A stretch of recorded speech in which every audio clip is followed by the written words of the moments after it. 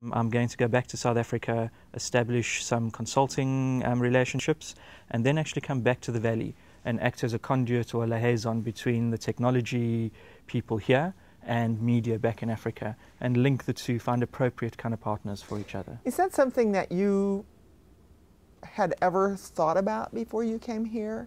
No. So that kind of concept came to you. What was it about this year that sort of brought that together for you?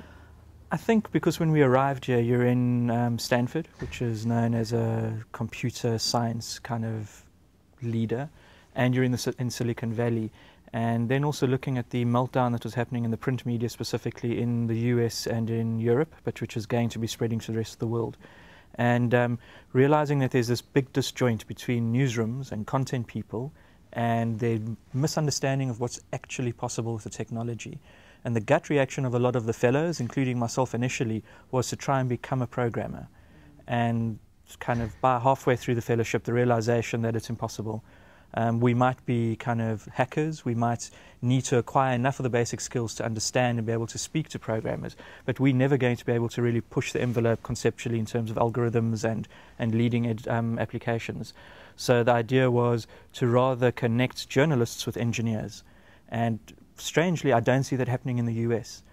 And where we have seen perhaps more significant successes is where engineers, the actual kind of geeks, link up with working journalists and create completely new forms. And by doing that, what you're doing is you're changing the views of both the engineer as well as the journalist. And there's a far greater adoption there. So the idea is to almost create that kind of synergy. I think it takes a geekish kind of journalist and someone who likes gadgets to be able to do that, and also someone with a fairly entrepreneurial kind of bent.